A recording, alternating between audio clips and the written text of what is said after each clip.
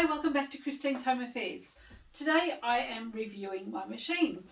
So this is my first straight stitch industrial sewing machine and I've been using it for about 18 months now and I have to say I'm really happy with it. So I'm going to go through and show you the features, what it can do, and even one of the things that I don't like about it. There's only one thing I don't like about this particular machine. But I'll go through and I'll show you what it can do and how it does whatever it does.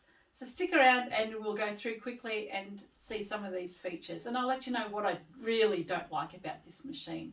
It's only one thing. The machine is switched off at the moment and I'll just quickly show you what some of these buttons do. Up here we've got the plus and minus here, which is our stitch length adjuster, so we can adjust our stitch length from 0 all the way up to 5 millimeters. We've got our start tack and we've got our back tack. If you have this enabled, it'll actually speak to you in Chinese unless you change it to English. So she just tells you what buttons you're actually pressing when you have it enabled. This is your stitch function, so whenever you're in any of these other areas here, you can revert back to your normal stitch function by pressing this button here. Thread cutter, this N button here is the front and back lock needle button. I'm not actually sure what that does. I have played around with it and it hasn't made any effect on my stitching, so I don't actually know what that does. I don't use it. This one here is to have the needle in the up position or the down position. This is a really cool feature. It's a pattern button stitch and it doesn't go sideways or in a zigzag mode, but what it does is it does a couple of stitches, then it does a straight stitch, a couple of stitches and a straight stitch, and you can actually change that to do 6 stitches long if you wanted to and break it up like that. That's to have your presser foot come up. This is your W sewing, and this one here looks like the letter N in here. I've actually used this to do labels, so it's actually a really good stitch. Say for example you've got 2 stitches on the side, 10 going across, 2 on the side, 10 going across.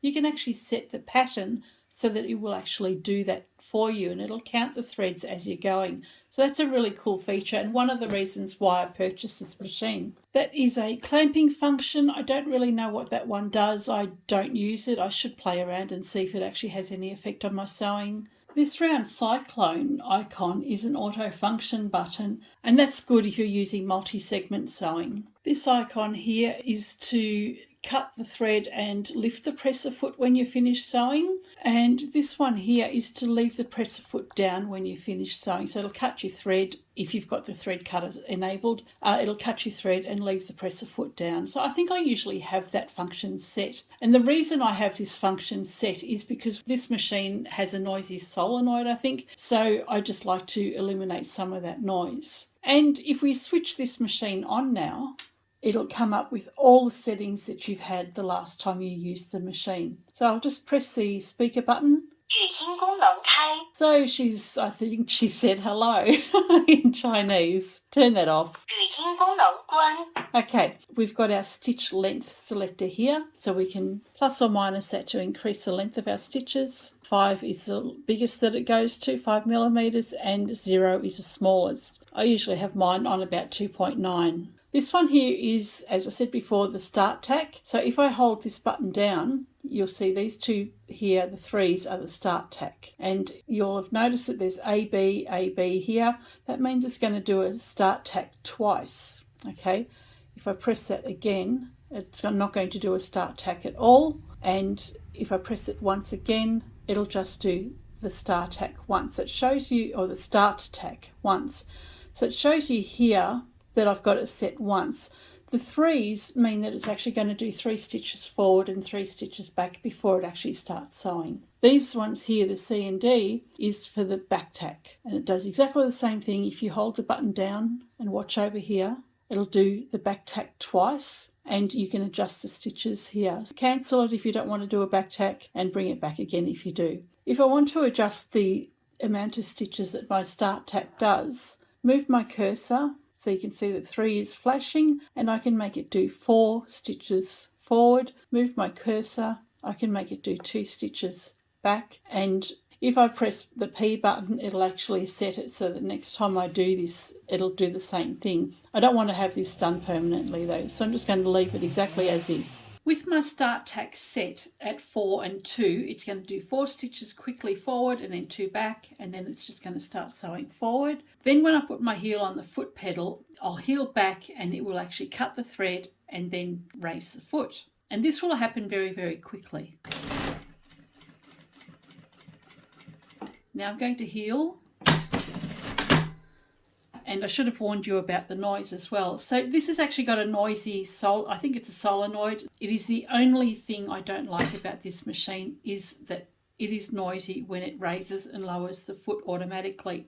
I tend to use a knee lifter often so that I don't have to listen to that noise. So you can see there I've done 4 stitches forward, then it's done the 2 stitches, and then it's just continued to sew, and then it's just done my normal 3 stitches forward and back for the back tack, which is how I've got it set up on the screen just over here. So 4 stitches forward, 2 back, and then the back tacks. I can change that back, so I'll move my arrow, then I'll just do minus to put it back to 3, move the cursor again, increase that to 3. The other thing I'm going to do is change the speed of the machine. So I'll go back, just press that back for normal sewing. These 2 buttons here can reduce the speed of the machine. So I'm just going to change the speed to 1800, and you'll see the difference when we come back over here with the back tack speed and the sewing speed. So I've put my heel on the foot lever, and that's brought the foot up, and I release my heel, and it's on a timer as well, so after a few seconds it will automatically come down if I forget to release it on the foot pedal. Start sewing, and you can see that was a lot slower. Heel back again, block your ears, and it's raised the foot and cut the thread, and you can see it's gone back to the 3 stitches rather than the 4 stitches I had here. Now this particular stitch here with a little flower on it, that's just your needle up and down button. So when you're sewing, the needle will either stop in the down position as shown here or in the up position. So I'll press that and hold it down, and you can see that the icon, the little figure there, has changed to the needle being above the stitching. If we have a look down here when we're sewing, see the needle has come up. So as I sew, the needle is going to come up every single time. If I want the needle down again, I can come back over here, press and hold that button down. The needle is down underneath the stitches, and the machine stops with the needle in the down position. I've put my heel on the foot pedal, and that's raised the foot. And as I let my heel off the foot controller, it'll drop the foot as well. I can go forward a couple of stitches. If I want to, this is my reverse button here, so I can press the reverse button and go back as far as I like, go forward. And if you're coming to the end of your work and you just want to do a couple of stitches, you can press this button here, press it once, it'll do 1 stitch. Press it up again and the needle will come up. Press it again, it'll do 1 stitch. And this one here is the half stitch button. So if you're getting to the end of your work and you know you've only got enough room for half a stitch, you can press that down, put your foot down on the pedal, and it'll do 1 stitch. I'll pivot the work around. So I'll do normal stitch lengths here, and just a single stitch at a time, and I'll do a couple of half stitches. So there's 3 half stitches, then I'll do the normal stitches again, cut the work. This will stay up for a few seconds and then automatically go back down again.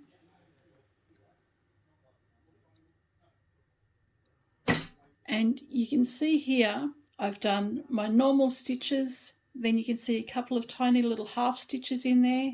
Not sure if you can see that. It's a really good feature to have when you're coming up to the end of your sewing and you just need to have that little bit of an extra stitch there. That's the half stitch.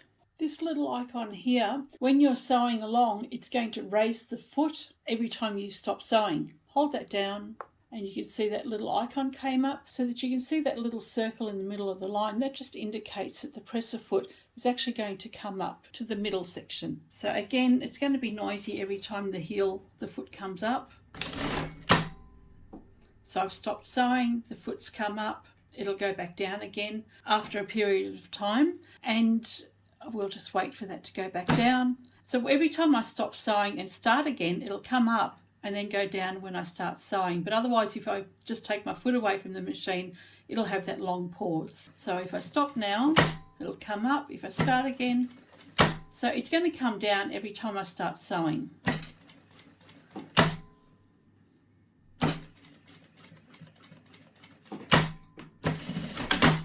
And you can see it's come up, it'll come down after a few seconds.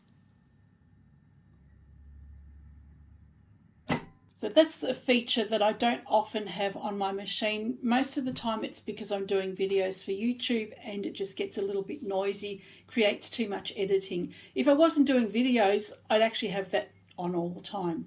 So I've disabled that. Now if I get rid of all my back tacking, all you're going to do, if I get rid of this and get rid of that, then when you start sewing, you're not going to have all of that back tacking and start and back tacking. So your machine's just going to sew.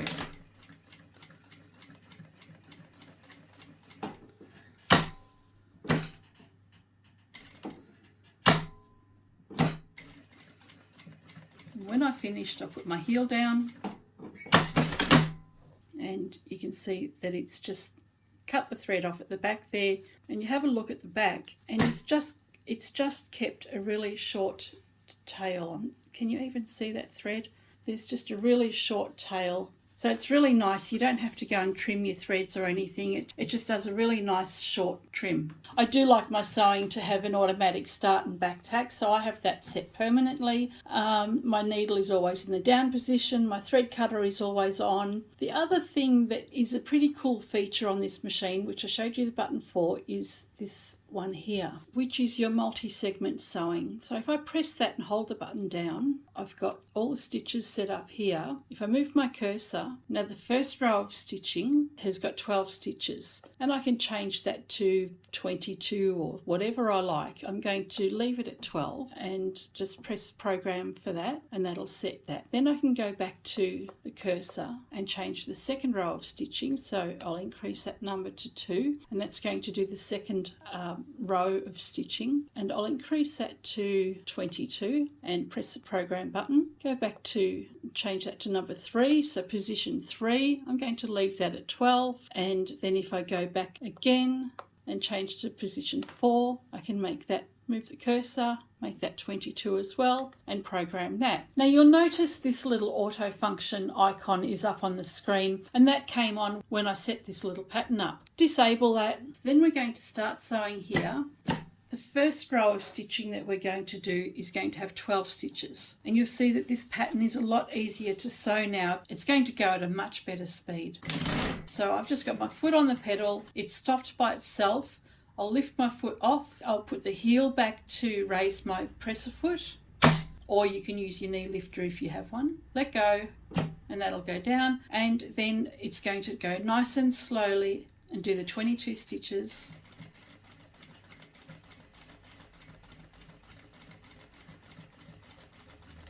Stop by itself, lift my foot, it'll do 12 stitches, and stop by itself. Raise it and go again.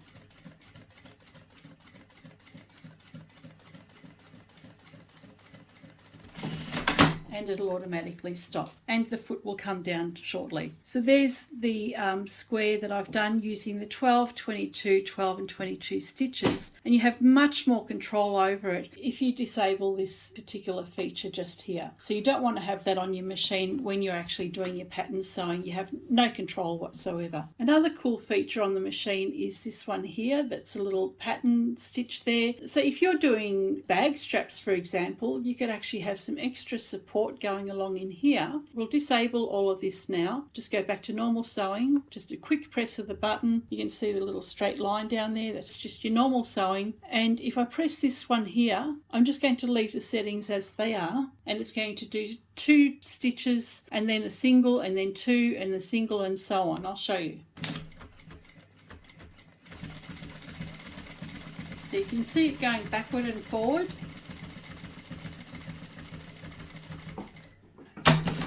And I'll do that again.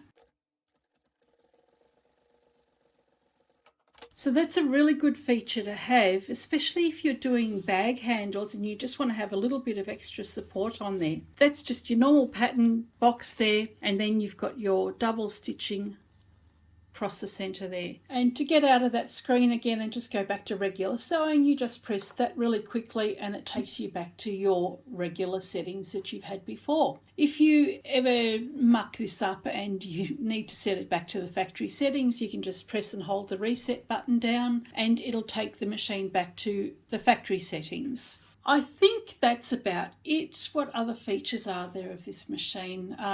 You've got two spool holders up the top there, one for winding your bobbin, and you just feed your thread through the bobbin here around the tension disc, put your bobbin on here, close it up, and it'll automatically wind the bobbin. So you can do that whilst you're sewing as well. So you can have one of your threads sewing your work and the other one winding up another bobbin. There is a thread cutter at the top for your bobbin as well. This is just your oil gauge, I guess. So you'll see oil as you're sewing, you'll see the oil splashing up in there. Threading the machine is pretty easy. You just come around these guides here, through the tension disc here, down the bottom, up around here. This little thing here is so that you can enable the half stitching. And there's a presser foot lifter at the back of the machine, which I don't usually use. I only use that when I'm winding up my bobbin, and the bobbin goes in underneath the machine. And you can actually flip this lid over. This particular model machine actually has an oil sump at the bottom. This is a sump at the bottom of the machine. So you just flip that over, rest it back, and that is where the oil sits in the machine, underneath the machine. So you can see the high-low gauge there. I've had this machine for 18 months now and I'm still on my first tank of oil, and you'll see the bobbin goes inside there. It's actually a very, very easy machine to use. There's a little storage tray just on the side of the machine where you can keep your bobbins. I keep my needles in there, other bits and pieces, and in here is a little USB charger, so you can actually plug your phone in. In summertime, I actually have a little plastic fan that runs on USB, so I have a fan plugged in there as well, which is really good. It keeps my head cool. So it's got a nice flat table. On the other side is a drawer where you can keep all your tools, extra sewing feet, things like that. Tape measure on the bed. Now, as far as thicknesses of fabric go, this is just 2 layers of a shirt material, so it'll just do nice lighter weight fabric really easily without any problems. So you can see back and front looks nice on both sides. Now that's just your regular fabric. This one here is a thicker upholstery fabric. I showed you before I had 2 layers here. I actually was also sewing through the layers of paper, and if I fold that over again, I'm going to have 4 layers. Fold that over again, I think that works out to be 8 layers. So you can see I've done 8 layers of fabric quite easily. So the tension's looking really good there, and it didn't have any problems going through 8 layers of fabric plus some paper. So you can see that this machine is quite versatile. I can use it for heavy upholstery sewing, and I also use it for my general dressmaking and alteration service as well. So I can do lightweight fabric with it, and I can also do the heavyweight fabric with it as well. Hey Coco, hello. Coco's come to say hello. Hey, beautiful. So yeah, it's quite versatile. When I was looking around at industrial sewing machines, I wanted to get something that could do my normal dressmaking as well as the bag making that I've started to do in recent years. What's the thing I don't like about the machine? I bet you can guess. It's the noise. Now, the only reason that the noise actually bothers me, as I said, is because I do the YouTube filming on these machines, and every time I start, if the foot comes up by itself, it makes that clunking noise. It's the only thing I don't like. When you're doing normal sewing and it makes the noise as it goes up and down, it actually doesn't bother you. It's just that I have to do a lot of editing in my videos to get the sound out. So that's the only negative thing I have to say about the machine, is the noise. And I think it's so annoying. I love this machine. It does everything I wanted. I wanted something with an auto presser foot lifter, and as a result, it's a little bit noisy. I wanted to be able to do the patterns so that I could stitch my labels on. I got that, and I wanted a thread cutter. Well, and it's just so much nicer being able to use an industrial machine. You've got the speed, you've got the sturdiness, the power. I can't say enough good things about this machine. I do love it. This model is the Jack A4E. The settings on the screen, they're common on right throughout the Jack models, so you'll see these features. They'll do exactly the same thing on the other Jack model machines. I was so happy with this one that I decided I needed another one, so I've got the A4 here at home, and I purchased the A5E for work. So at the shop, the A5E, the difference between that is that it doesn't have oil in the sump down the bottom. It has an oil reserve at the top and you fill it up, and it's also got a much deeper throat space in it as well, which is great for if you're doing a lot of big quilts. And the bobbin winder is a little bit different as well. I hope you've enjoyed this video. I'm going to leave a link in the description below for the person that I actually purchased my jacks from. It was Adam at ProSew I think he's in Port Macquarie in New South Wales. I'm down in Victoria, Australia. He's up in Port Macquarie, quite a big distance. It's a whole state away. I think there's probably a couple of, maybe 1,000 kilometres or so. For 18 months after me purchasing the video, his after sales service has been fantastic. I haven't had any issues, mechanical issues with the machine, but whenever I press the wrong button or accidentally reset my machine and don't know what I'm supposed to be doing, I get on the phone to him and he helps me straight away. So 18 months later, I can't say enough about the service that I get from him. So if you're in Australia and you're looking for a Jack brand sewing machine, have a talk to him. He'll tell you what you want for your specific needs. And yeah, I'll pop a link to his business down in the description box below. I hope you've enjoyed this video. I hope you like my machine. I love it. And I shall catch you next time. Bye for now.